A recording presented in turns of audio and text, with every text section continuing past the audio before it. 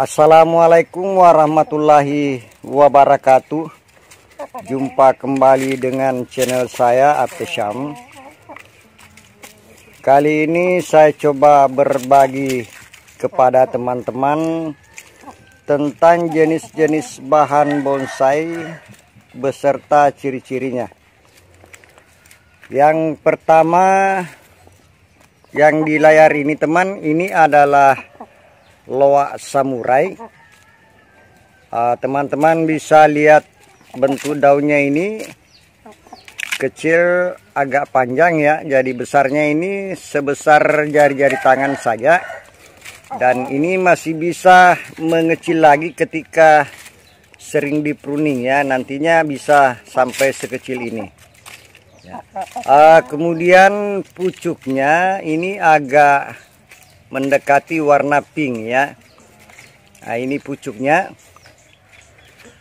Daunnya ini mirip-mirip dengan daun akasia. Kemudian batang ya hampir sama saja dengan loak yang biasa. Kalau bahasa Bugisnya untuk loak itu adalah ajusalo. Salo itu sungai. Ya, kebetulan habitat daripada loak samurai ini teman ada di sungai-sungai air tawar. Jadi kalau teman-teman ingin mencari loak samurai termasuk juga loak yang biasa itu, silakan dicari di pinggiran-pinggiran sungai. Bahkan kalau loak samurai ini biasanya juga ada tumbuh di tengah-tengah sungai. Ya, ini untuk loak samurai.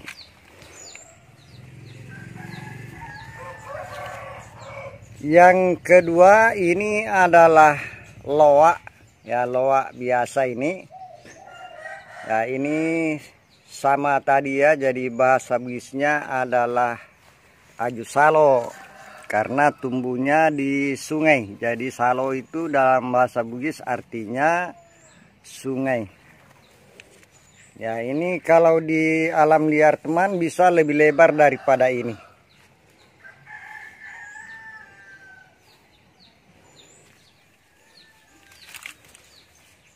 Bahan bonsai yang ketiga, ini mirip-mirip juga daunnya dengan loak samurai. Cuma ini daunnya agak lebih tebal dan agak lebih pendek dibandingkan dengan loak samurai. Nah, ini adalah pohon namnam ya, atau biasa juga orang sebut dengan nama kopi anjing. Kemudian ciri khas pucuknya teman ini berwarna pink ya. Tadi agak kemerahan ya. Sama dengan daun pucuk merah. Cuma karakternya di sini teman, pucuk itu tumbuhnya selalu merunduk. Ya, nanti mengeras kalau sudah agak menghijau itu sudah mulai mengeras. Tetapi kalau masih pucuk begini ini merunduk ya. Ya, ini teman-teman bisa lihat. Kemudian karakter batang teman ya, silakan teman-teman perhatikan warnanya ini coklat kehitaman.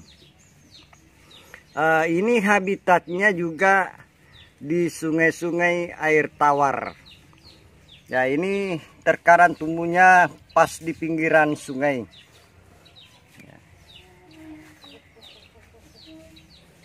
ya. Jadi inilah karakter daripada pohon namnam atau yang dikenal dengan nama kopi anjing ya, karena buahnya itu teman mirip dengan buah kopi ya.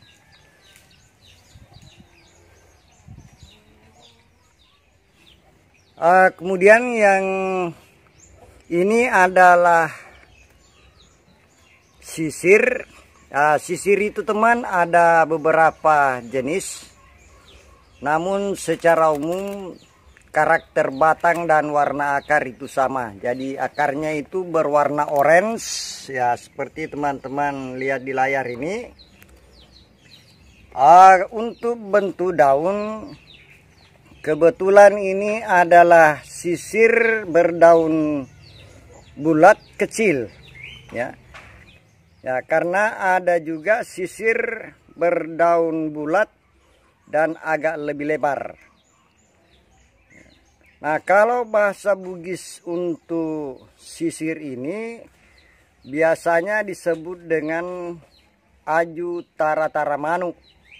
Ya, jadi teman-teman dari suku Bugis ini dikenal dengan nama aju tara-tara manuk karena mirip dengan taji ayam durinya. Ya, mungkin sampai orang kenal dengan tara-tara manuk karena durinya ini ya mirip-mirip dengan taji ayam.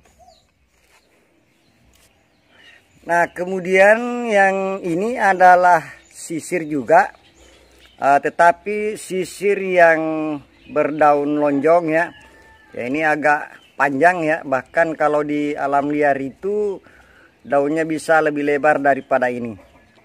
Ya, durinya sama, warna batang sama, kemudian akar juga orange. Ya, jadi yang membedakan hanyalah besar kecilnya daun. Jadi yang tadi itu adalah sisir berdaun bulat kecil. Nah, ini adalah sisir yang berdaun agak lebih lonjong atau panjang. Nah, selanjutnya ini adalah sancang. Ya, jadi kebetulan sampai sekarang ini masih banyak teman yang bertanya-tanya ini asalnya dari negara mana, apakah lokalan atau bukan. Tetapi kalau di daerah saya teman, kebetulan di daerah Bone, ini tidak ada ditemukan pohon ini. Tetapi kalau kita mendengar dari namanya, ada kemungkinan besar bahwa sancang ini berasal dari negara Cina. Nah, kalau tumbuh di alam liar teman, ini daunnya sangat lebar ya, selebar telapak tangan saya ini. Ya, kebetulan ini tumbuhnya sangat subur. Tetapi nanti kalau sudah dibonsai teman-teman pasti tahu saya bahwa daunnya itu bisa sangat kecil seperti ini teman ya. Jadi bisa bahkan mungkin bisa lebih kecil lagi daripada ini. Kemudian kalau untuk tanaman lokal yang mirip sekali dengan ini adalah wahong. Dalam hal ini adalah wahong yang tumbuh di dataran rendah. Kalau di gunung lain juga ya, tapi mirip-mirip juga. Untuk wahong laut juga. Tetapi kalau wahong darat ini boleh dikata 99% mirip. Ya, mulai dari karakter batang, kemudian cabang muda ya. Jadi ini berwarna agak ungu ya. Ya, nanti lama-kelamaan ini berubah menjadi hijau ya. Kalau wahong itu bahasa Bugisnya adalah inderloh ya. Baik, saya akan coba tunjukkan wahong. Nah, ini adalah wahong ya.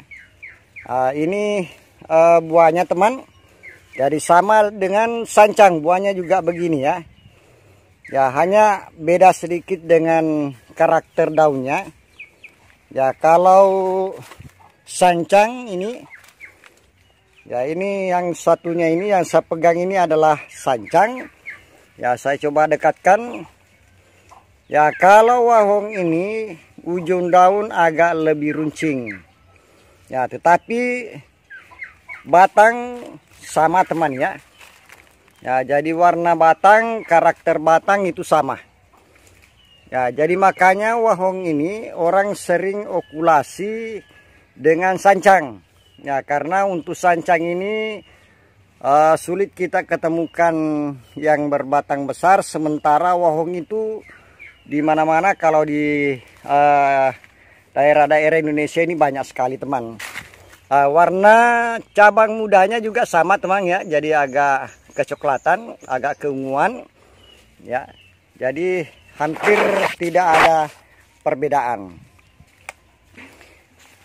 Ya, tetapi selama ini orang lebih cenderung menyambung wahong ini dengan sancang, karena sancang ini sangat cepat mengecil daunnya ketika dibonsai. Kemudian ini adalah bahan bonsai Hokianti. Jadi teman-teman bisa lihat ini pertumbuhan cabangnya sangat padat dan daunnya itu kasar seperti serut. Ya, hanya saja di ujung daun itu bergerigi, sedangkan serut tidak bergerigi ujung daun. Bentuk daun dari Hokianti seperti ini teman, mirip dengan daun teh-tehan, tetapi kalau teh-tehan itu daunnya agak halus, sedangkan Hokianti ini daunnya kasar seperti serut. Tetapi bedanya dengan daun serut ini di ujung daun bergerigi. Kemudian buahnya ini teman, jadi seperti biasanya kalau masih muda warna hijau, lama kelamaan menjadi kuning, orange sampai menjadi merah. Nah, ini buahnya ramai sekali ya.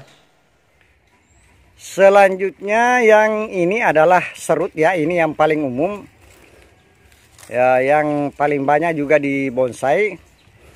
Bagi teman-teman yang belum tahu yang mana itu serut, ya jadi daunnya seperti ini teman, ya jadi kasar ya. Ya, kalau dalam bahasa Bugis Bone itu dikenal dengan nama aju kule-kule. Ada juga daerah-daerah di Bone bagian selatan itu menyebutnya dengan nama aju dece. Ya. Kalau di Wajo, karena kebetulan ada pelanggan channel saya yang pernah datang ke sini, dia mengatakan kalau di daerah Wajo itu namanya cule-cule, jadi hampir sama dengan nama di daerah Bone. Kalau di Bone itu kule-kule. Kalau di daerah Wajo katanya cule-cule. Kemudian serut ini teman, ada beberapa jenis, tetapi semuanya sama. Yang membedakan hanya dari bentuk daun dan lebar daun. Ada yang berdaun panjang begini ya. Kemudian ada juga serut yang berdaun agak-agak bulat dan kecil ya. Ya, tetapi itu semuanya cepat mengecil ketika dibonsai.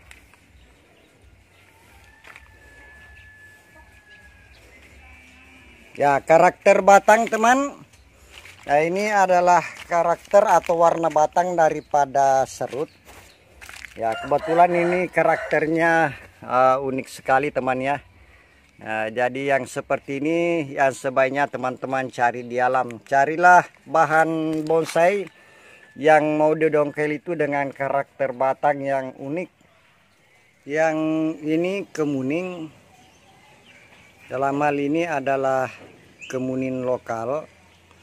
Nah, teman-teman bisa lihat ini pertumbuhan daunnya ya. Ya, jadi bukan berdaun tunggal ya. Jadi dalam satu pelepah ini ada 3 sampai 4 daun. Kemudian karakter batangnya. Nah, ini teman-teman bisa lihat di bawah ini. Ya, kesan tuanya sangat jelas kelihatan. Kayunya ini sangat keras. Kalau di daerah Bugis ini disebut dengan aju palopo. Ya, jadi untuk kemuning ini, bahasa Bugisnya adalah aju palopo.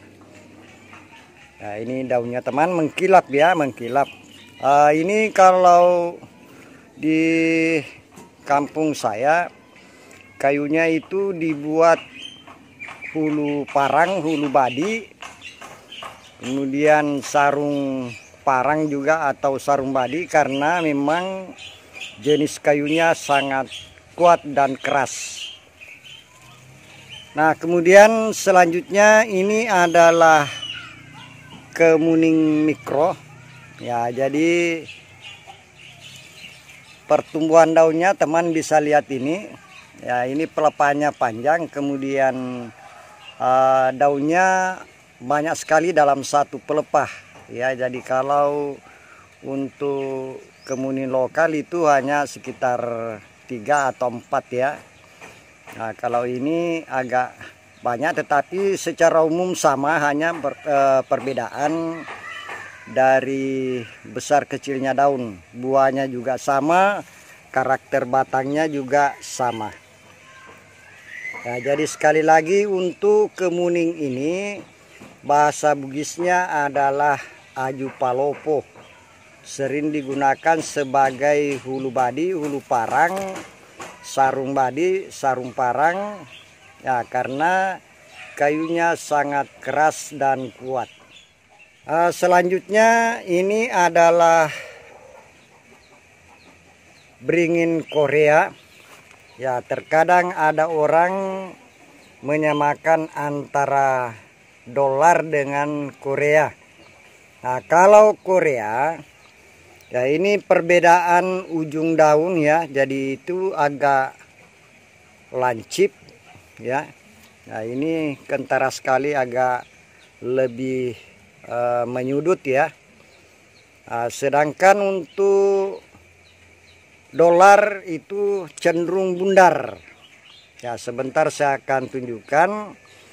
Kemudian untuk batang sama semua ya, jadi sama baik antara beringin dolar maupun beringin Korea. Nah, ini dolar teman ya. Jadi bisa dilihat ini ujung daunnya ini cenderung bulat ya. Beda dengan Korea tadi, itu agak lebih runcing ya. Tetapi sekali lagi terkadang orang menyamakan antara dolar dengan Korea. Nah, jadi ini adalah daun Korea, sementara daun dolar ya, ini ujungnya agak lebih bulat. Nah, ini adalah pohon pangkas kuning atau pacar kuning ya. Jadi biasanya orang tanam sebagai pagar karena pertumbuhan daun itu sangat rapat, dan ini sangat baik sekali untuk dibuat bonsai ya. Kemudian untuk perbanyakannya teman, cukup dengan di stek pucuk itu langsung tumbuh ya. Selanjutnya adalah pohon rombusa. Ini rombusa putih. Ini banyak digunakan sebagai penghias taman. Tetapi jangan lupa ini juga sangat bagus untuk dibonsai karena kayunya keras, kemudian daunnya sangat kecil ya.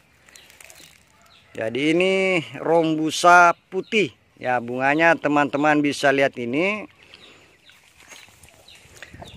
Kemudian bahan bonsai yang lain, ini yang baru-baru saya dongkel teman ya. Sekarang sudah dilepas sungkup karena sudah subur pertumbuhannya.